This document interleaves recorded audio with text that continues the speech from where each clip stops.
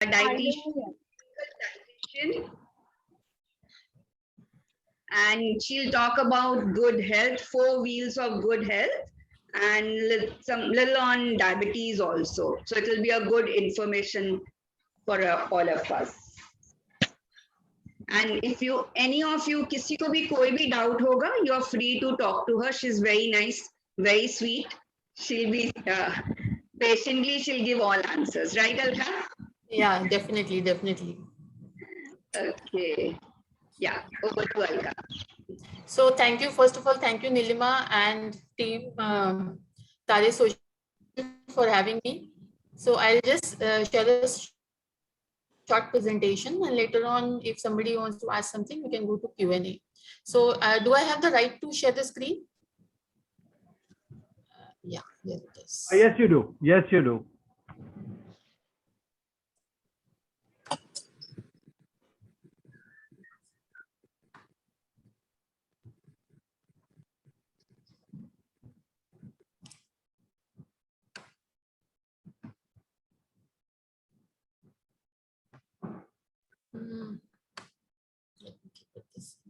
Okay, so today I will be just running through, what is a healthy lifestyle and what are the requirements to be healthy. I hope that I can contribute something positive which you can add up to your daily life. So when we talk about health, health is actually supported by 4 wheels, and we have to pay attention to all the 4 wheels if we want our health car to run smoothly. So these 4 wheels are sleep, stress, diet, and exercise. So you have to pay attention to all 4 of them. They have to be in balance. Otherwise, the car is not going to run smoothly. So I'll just touch upon all 4 wheels in short so that you get an idea of what I'm trying to convey. So first and foremost, let us understand how our daily diet should be. What should be the basic rule which you should follow while having your daily food. So this is a normal, plate, healthy plate. What does it mean? That half of your plate should be of grains and legumes. Grains, your all sorts of wheat, bajra, jawar, whatever grains you're using. So half a plate should be of grains and legumes, and the remaining half should be fruits, vegetables, and nuts. Now, it is not practically possible, to have this proportion in every meal. So you can take that this is the whole day. In the whole day, you should consume equal amounts of grains and legumes and equal amounts of fruits, nuts, and vegetables. It should not happen that you are consuming more of one food group. So half of the your daily intake should be grains and legumes, and the other half should be fruits, vegetables, and nuts, where we all fall short of usually. Next, after I'm just touching upon fast because I think we have less time, so that I can answer your questions. So I'll be answering your questions in detail. Here I'm just touching upon fast. So what is the other thing you have to take care when you are planning your diet or you are taking care of your food? So first thing is that you have to take care that you consume equal amounts of vegetables and nuts. And the second thing is that your food should be low on toxins. Now, the very first thing which contributes to toxins is, the utensils in which you are cooking. If you are using aluminium for cooking, it is highly toxic and you should avoid. Now, nowadays, people are not using aluminium. So the question will come that nobody, hardly anybody uses aluminium for cooking. But the fact is that we all are buying a lot of packaged food from the market, and all these packaged food is being prepared in big aluminium vessels at factory level, industrial level. So we have to avoid that packaged food because of many other reasons. But one of the main reasons is that it has high amounts of aluminium, which is highly toxic to our system. And that is the reason we are seeing a lot of increase in cancer and all sorts of metabolic disorders, because we are relying more on packaged food. So we have to just avoid whatever comes in ready to eat form. We have to just open and eat, heat and eat. We should just avoid it because that is what is getting a lot of toxins in our system. Now, second is the plastic. The plastic was a revolution, it made our life so easy, but it has also come with its disadvantages. Anything which is stored in plastic for a long time, a lot of chemicals leach into the food and it again becomes toxic. So we have to avoid the plastic as much as possible. Even the food grade plastic can be used only for short-term storage. Best is to just remove all the plastics from the kitchen. And the third of toxin is, over-the-counter medications. I'm having a headache, I'll just pop in a pill. I'm feeling nauseatic, I will again pop in a pill. So all these antacids, all sorts of, over-the-counter medications, which people just, have indiscriminately. Now, once in a while you can have, like once in a year, you are getting a headache and you pop in a pill, that's not going to harm you. Body will handle it. We have a detoxifying organ in the body, liver, which can handle that. But now if you make it a regular practice, like 3-4 pills in a month or so, that's definitely going to increase the toxic load of the system. So apart from, planning a good meal and adding all the food groups, this part has to be paid really attention. The reason being, we are seeing a huge rise in different types of diseases only because of high toxic load of our food. So this is an important point to be kept in mind. Now, the other important point when it comes to food is how you are cooking the food. So like we age, like all of us age, food also ages. So this is the age chart of a food. Now, what do you mean the food ages? There is a toxin which gets developed in the food because of the cooking method, which is known as CML.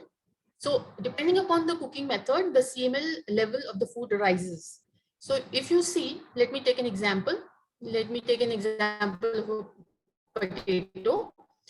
See, if you see a potato, if you boil it, the age is 17. That means the level of CML, which is not very good for the system, is 17. The same potato, if you roast it, the age becomes 218. Same potato, if you shallow fry, it becomes 694. And same potato, if you deep fry, it becomes 1522. So till you are in the green zone, you are safe. It's not going to harm your body. But the moment you leave this green zone, you are increasing the toxins in your body. You are increasing the CML, which is highly toxic for the system. So as far as possible, now, I'm not saying that you never eat shallow fry. Once in a while is fine. The body is well designed to take care of once in a while incidences. But a regular practice should be to use cooking methods which do not contribute to the CML units. That is why in the first slide I said that raw fruits, vegetables, nuts, so they are low CML foods. So if half of your prices of this raw, so at least half of your daily intake is in low CML, it can handle some part of high CML foods. Boiling is another good option when you are cooking. Pressure cooking is a good option. Roasting is a good option. Roasting means like the normal sabzi we make, that also can come in roasting. So these are the good cooking methods. Now microwave also comes in this. So microwave also increases the CML of the food. So avoid microwave also. So the 3 points we covered till now. First is when we are thinking about our food, we have to take care that we include all the food groups and the cooked and the uncooked half. Secondly, we have to take care that we don't intake a lot of toxins. And the third thing is the cooking method. We should adopt a cooking method which does not increase the CML unit of the food to a level that our body is not able to handle it. Now, whatever I told you, I didn't mean to say that, you cannot do shallow frying ever. Okay, once in a while, shallow frying, once in a while, donut is not going to make you sick. Once in a while, salad is also not going to make you healthy. It is a lifestyle change which has to be brought in slowly. You have to switch over from bad habits to good habits, bad options to good options. And once in a while, everybody has a right to eat whatever they feel like, whatever they wish to. So this was one of the wheels, which was food. Now let us come to the next wheel, which is sleep. So our body follows a natural biological clock, which is known as a circadian rhythm. And everybody's body follows it. Now, as close as we stay to this rhythm, the healthier we are. As far and deviated we are from this rhythm, we are inviting all sorts of disorders in the body. Now, how are we going to control this rhythm? You can see it is a whole cycle of 24 hours, but the cycle from 7 p.m. to 9 p.m. is the place which is the switch. If you can control this part, the rest of the cycle falls in place. Now, how do you do that? Between 7 to 9, the body temperature, the body is ready to take in food. So if you provide your food between 7 to 9, after 9, the body starts retiring. No point in eating food after that. It will never get digested nicely. It will never get absorbed nicely. It's going to disturb the whole cycle. So if only you practice this, having your dinner between 7 and 9, finishing it off before 9, and sleeping at least by 11, the rest of the cycle is going to be in place. So here is the switch, which is in our hand, which we can regulate. And once we are following these two simple tips, having the dinner between 7 and 9 and sleeping before 11, the whole circadian rhythm is going to be in place. And if this is in place, half of the troubles are automatically gone. Now, these are some tips, you can apply for having a good night's sleep, because the quality of sleep makes a lot of difference. If you're sleeping for 7 hours, but it's a disturbed sleep, it might not contribute to the healing it is supposed to. So first thing is, try to have a fixed time. Fixed time means approximately half an hour here and there. You have a fixed routine and sleep within that time. Keep the room as dark as possible. Have a good comfortable temperature. Don't sleep too much in the afternoon. A small power nap of 15, 20, maximum 30 minutes is fine, but nothing more than that, because anything more than that is going to affect your night's sleep. Stay away from the electronics. This everybody is telling, but everybody is finding it hard, to stay away from electronics. At least once you are done with the dinner, keep away all your gadgets. That is the best thing to get a good night's sleep. And involve in some exercise, if not heavy exercise, though I have seen people 60 plus, 70 plus doing good strength training, good exercise, running full marathons. But if that is not possible, at least half an hour of walk every day. So age is not an excuse of not indulging in good exercise.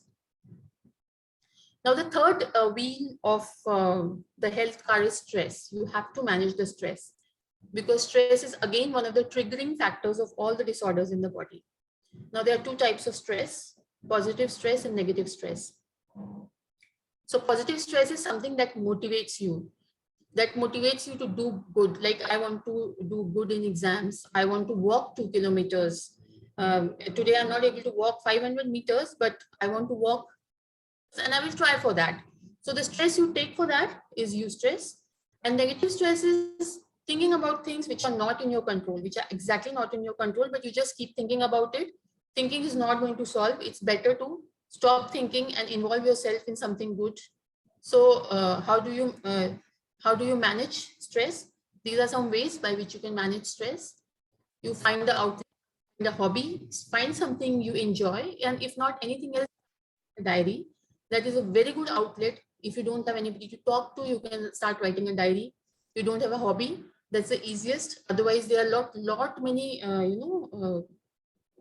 ways you can involve yourself in things which you enjoy. Meditate. Again, as I said, physical activity. Get involved in physical activity.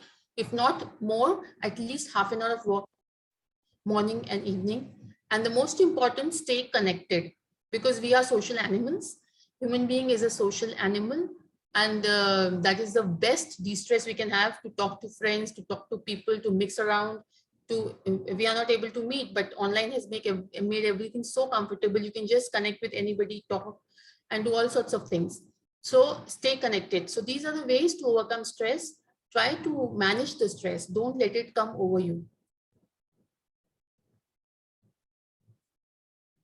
So these are some symptoms of stress. So if you're having any of these symptoms, you have to just sit down and think that, am I taking unnecessary stress of things which I cannot control? Like, if you are feeling low energy all the day, depression, if you don't feel like doing things, if you don't want to get involved in social activities, you have a low appetite, poor appetite, or too much of appetite, having a lot of digestive issues, falling sick very easily means you have a low immunity, and you have aches and pains in different parts of the bodies. So if you have any of these symptoms, you have to really sit back and think that, am I undergoing some stress, or am I thinking about things which are really not in my control, and I should stop thinking about it. You have to make an effort. For anything that is disturbing your body, your mental balance, your physical balance, your metabolic balance, you can control it with a little effort. So as I mentioned here, that one of the very good ways of controlling stress is to involve in physical activity. If not anything, at least half an hour of walk, morning and evening. Now, how does activity contribute? Just a small touch up. It increases the stamina. It helps build muscles. It increases the strength. It burns the calories. And the most important, after the age of 40, all of us start losing 10% of the muscle mass every decade. And that is known as sarcopenia. And that happens biologically. Now, the only way to reduce the rate of sarcopenia is to get involved in physical activity. The more you are active, the more you are involved in different types of physical activities, the slower will be sarcopenia. And the more sedentary you are, the faster will be the rate of sarcopenia. So this rate is in our hand, and muscles is the supporting element of our body. It is supporting the whole body. To keep them strong is very important. And we should try our best not to lose it, because if we don't do anything, by default, we are losing 10% of the muscle mass every decade after the age of 40. So this effort has to be taken, and the best way is to involve in some type of a physical activity. Now, again, I will touch upon this also, because as I said, age is just a number. At any age, you can do all sorts of exercises. So you should involve in both types of exercises: aerobic, walking, running, swimming, all sorts of exercises that bring up the heart rate. And secondly, strength training. I have shown a dumbbell over here, but that doesn't mean that I'm telling you to lift dumbbells, though that is also possible at any age. But at least you can do some stretching, yoga, some body weight exercises. So there has to be a combination of both, because both of them contribute differently to the body. So these was the 4 wheels of the health car, which I just touched upon. And if you pay attention to all of them, see, in this world, the basic principle is that everything goes towards disorder. And that holds for our health also. If you leave it just like that, it is going to go towards disorder. To get it into order, you have to put in effort. So you have to put in the effort to keep those wheels healthy so that your car runs smoothly. Take the effort to plan a good diet. Take the effort to have a good sleep. Take the effort to release that stress, and take the effort to bring in the physical activity. So if you take that effort, keep those wheels in form, you are going to enjoy the ride of good health. Now, since I am especially working in the field of diabetes, I will just touch through some of the important things. As we can see, India is the second largest country having the diabetic cases. And the most sad thing, the saddest thing is that the number of undiagnosed diabetic are more than the diagnosed. Means they don't realize that they have diabetes until unless they encounter a diabetic complication. They come across a diabetic complication, they lose an eye, they lose a limb, they lose an organ. And that is a time when they discover that they were having diabetes, which they did not, find out, and they did not manage. And they ended up losing something very, very important. So this is a very sad part. So just a small suggestion that everybody should undergo full body checkup at least once a year, so that you can catch the things at the right time, take care of them, and let them not damage something possibly in the body. So what are the 3 symptoms, which if you are having, you are definitely going to go and get yourself tested. These are the 3 classical symptoms of diabetes, which are known as 3 Ps: polyuria, polydipsia, and polyphagia. So if too much of urination, too much of thirst, and too much of hunger, these are the classical symptoms which if you are having, you are definitely going to check yourself, because if diabetes is caught at the right time, it can be managed and some irreversible damages can be prevented. Some other symptoms which can be because of other reasons also. These 3 are only because of diabetes. If you're having any of these symptoms, then 99.9% you have diabetes. These are some other symptoms which can be because of other reasons also, but can be also because of diabetes: weight loss, extreme fatigue, very frequent infections, wounds not healing, you getting tingling and numbness in the feet, and blurred vision. Many people discover that they had diabetes after losing their vision. When they realize that they are not able to see, and they go to check, and they come to realize that it was the high sugars which has caused their vision to disappear. Now, what is how you can keep yourself safe from all the metabolic disorders, not only diabetes. First is that you have to keep your waist under control, because waist abdominal fat is the first foremost reason for all the metabolic disorders. So whatever is your height in centimeters, suppose your height is 160 centimeter, then your weight should be 100 minus from your height. That is 160 minus 100, that is 60 kgs. And your waist should be half of 60 kgs. So it is a simple maths, whatever is your height in centimeters, minus 100 from that, that should be your weight. And half of your weight should be your waist circumference. So if you maintain that, you are keeping most of the metabolic disorders away from you. You can see these lines on the neck. If any one of you has these lines at the back of the neck or the side of the neck, this is the first sign of diabetes. Or you have these type of skin tags anywhere on the body, this is the first sign of diabetes. You will not realize it unless and until you go and check it, because this is a very, very first sign. You will not get those other symptoms, maybe those classical symptoms which are said, but this is the first sign which appears in the body if you are moving towards diabetes. So any of these skin tags or lines on these are really dark. They are light lines also. So just observe and see if you have these lines on your neck. I've taken the dark one so that it can be seen on the screen, but very light black lines also indicate the beginning of diabetes. So the fact is that all of us are bombarded with information. We have a lot of information, but we just behave like a mindful. We listen to everything, but we don't implement it. Implementation is very important. So whatever you're listening, absorb it, try to implement, put it in your day-to-day life, then only this information is going to help you. So if for more tips, I keep putting on a lot of educational and informational posts on my page and my Insta. So for more tips, you can always visit these sites. And with this, I end this presentation and would like to interact with all of you.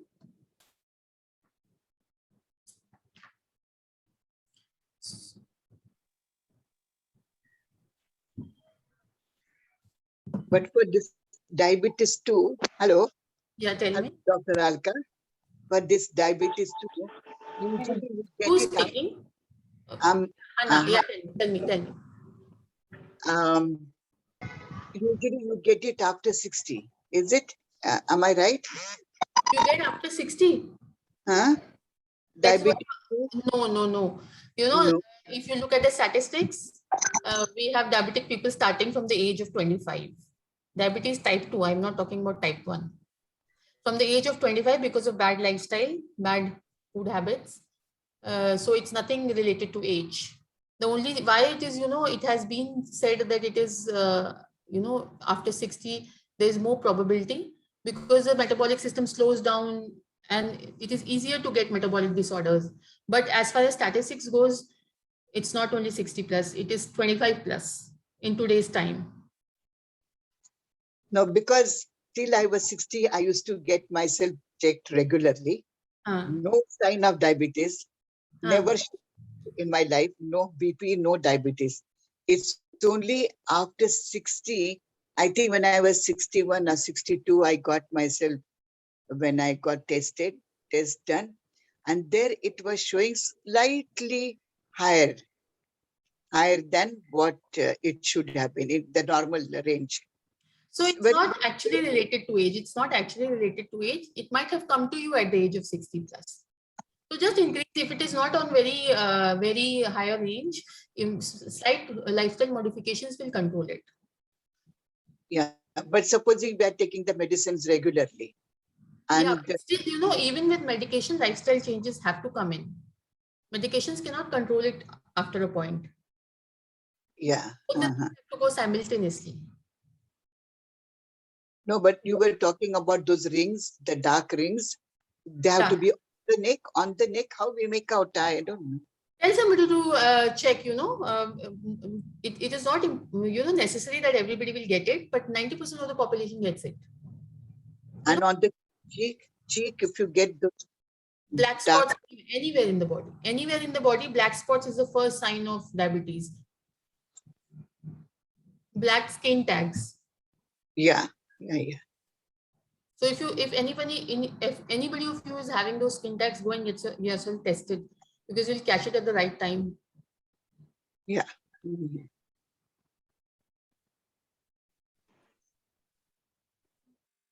If you have diabetes and blood pressure, who should you consult?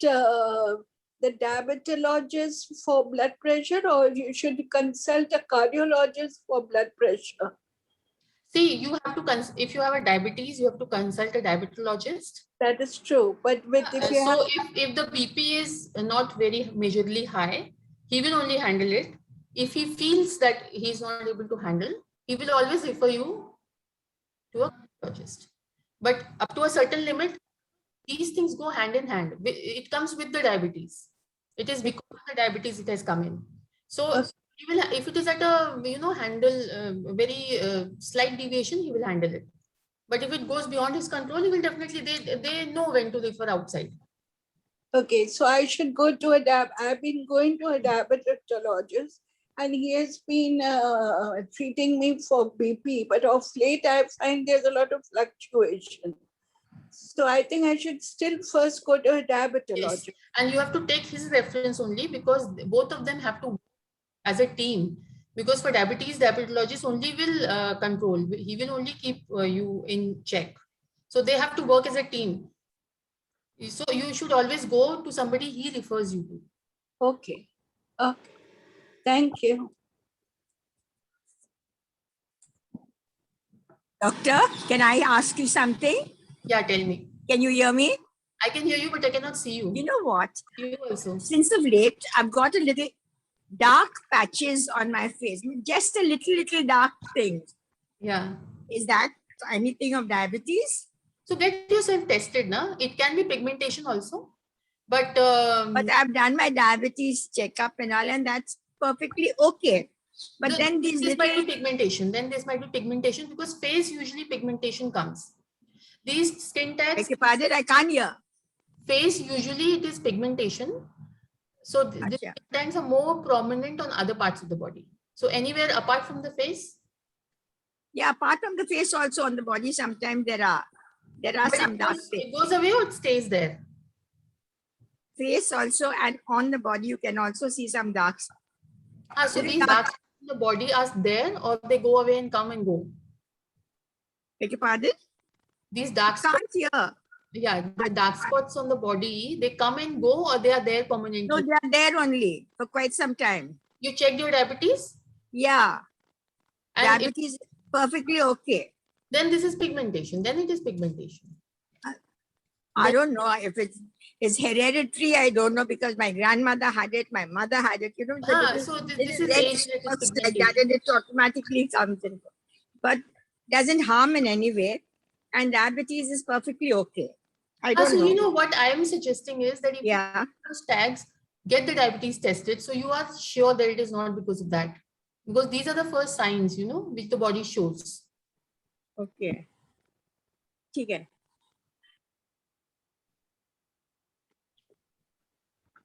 Anyone else? Any Hello, question? doctor. I have a question, doctor. Yeah, tell me. So there are so many programs of the reversal of diabetes. Is it possible to reverse the diabetic condition? Yes. We do it day and night. It depends upon the conviction and the will, determination of the person who is doing it, not the advisor or the educator, because you have to bring in the discipline in life, because it is a metabolic disorder. It is not a disease. Diabetes is not a disease. It is a disorder which can be brought into order by some efforts. But doesn't it relapse again? So as long as you follow the lifestyle, it will not relapse. Because what I heard from one of my friends' mother, she had reversed the diabetic, her medicine was stopped. And suddenly after a month or so, again, she saw the sign of, so she must have stopped the lifestyle. See, the reason because the diabetes came, if you get in that reason again in the life, it will again come back. So you know the reason is bad lifestyle. Once you reverse it, you have the confidence that lifestyle, if improved, it goes away. So it's, wise enough to stay in that lifestyle. Because the reason which got in the diabetes, again, if you go into the same path, it will again come back. Definitely it will come back. So it doesn't go away permanently. It will go away permanently if you follow healthy permanently. No, But she is on a diet only. Whatever doctors prescribed. you tell me one thing. Once it was reversed, it will come back for any reason, you know, for no reason. Must be some lapses from her side. If it is reversed, once it has reversed, so confidence should be there that it is a metabolic disorder. The doctor told her to even eat jalebi now, but she doesn't eat. Still, the diabetes comes back, you know. So must be, you know, she must be losing that lifestyle. As you know, the activity part, even as I told you in my presentation, there are 4 wheels. Even if you remove the activity part, your car is going to imbalance. So even if you are eating good and you remove the activity part, your lifestyle doesn't remain healthy anymore. So it is a combination. आपकी गाड़ी 3 पहिए पे चलेगी क्या? No car runs on 3 wheels. So all 4 wheels have to be there. So something must have, you know, come into the life which disturb the balance. Doctor, I want to ask you one more thing. Sometimes you feel, you know, like ants are crawling or something like that kind of that kind of a feeling you get. What is that due to? So you didn't get yourself checked. What is the reason behind that? Beg your pardon? You didn't get yourself checked for the reason? I don't know, but in fact, I asked a doctor, a friend of mine, and she said, no, don't bother about it. So I don't know. So it is always a little bit of like, you know, as something is crawling inside, but there's nothing. So it is always better to check yourself. You know, it is advisable. Everybody at the age of 40. And the other day also, sometimes when you're doing the exercise, that yoga teacher said that it is due to the shoulder, the sleep or something must be this thing. That is why you get that sensation in your hands. Nothing. No, but why you want to keep the things for approximation? Just check yourself through. You will be sure that there is nothing major. It is just a little bit. You know, health is wealth. If health is not there. Yeah. Alka, My time I is have the same question. Alka, I also have the same question as Jane auntie. Like my mother-in-law, she also keeps complaining about this. कि पाँव में चींटी चल रही है या numbness है. Her diabetes is not there now anymore because she went through that surgery, stomach surgery. So there's no diabetes for her. But when we went to the doctor, he said it could be a neurological nerve, some diabetes related to nerves. But her results don't show any diabetes. का मतलब उनके उसमें नहीं आती है diabetes. You know what might have happened in her case? What might have happened before she went for that surgery? Bariatric surgery got affected. Because as I told, if the diabetes remains uncontrolled for a long time, nerves, heart, all the organs get affected, and that is irreversible. So before she went for the surgery, probably nerves had already gone. You know what happened? So now even if the diabetes is not there, that is irreversible. Those effects I mentioned now, people come to know that I was diabetic when they come across these effects. And these effects are irreversible. Ek baar ho gaya, you cannot reverse it. Diabetes is reversible. The irony is, diabetes is reversible, but the effect of diabetes is not reversible. If the eye vision is damaged, it will remain damaged. If the nerves are damaged, they will remain damaged. Okay. Yeah. So probably before the surgery ये हो गया रहेगा, nerves effect हो गया. उनकी बहुत high थी diabetes. Okay. Jane auntie, does that answer your question? She's muted. Jane auntie? I didn't see. Nilima, you said something. I said, Jane auntie, did she answer your question? Does that answer your question? Okay. No, I think there's a problem with her audio. Yes, there's a problem with her. Anyone else? Asha auntie, you have a question? Can't hear properly. I don't know why. Must be Is the there sound some okay? Can you hear properly? Hello. Hello, Dr. Alka. Dr. Alka. Little soft.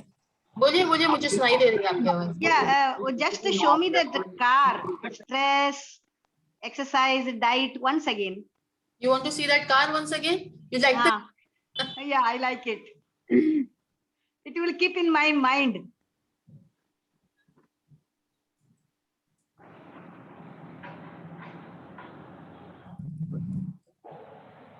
Here is the car. Yeah. So nice. Thank you. Exercise, आज Yes. बहुत दिन के बाद आई. diet and sleep. Oh, hello. Yeah. Sorry, बोलिए. aunty, I'm seeing you after a long time today. Yeah, I'm not in my house. I'm in daughter's house. My phone is not working properly here. Oh, For 1 month I came here. I will go, then I will be regular. regular. Her Okay. doctor, I'm seeing you her after daughter, many days. Nilima, her daughter is taking care of her just like a child. She went with her and she posted the photograph that I am taking care of my mother as a child. Oh. वही हो जाता है ना बूढ़ा बच्चा समान Pushpa aunty. हाँ जी, सही कहा. But her daughter in the Navy, na? That's right. Yes, I know. See, I hope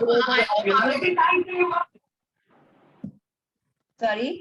I hope आप लोगों को पसंद आया presentation and very nice lecture today. Very I learned many things. Good. Yes. Dr. Alka, बोलिए ना. I came to know many things. Dr. Alka, Hmm.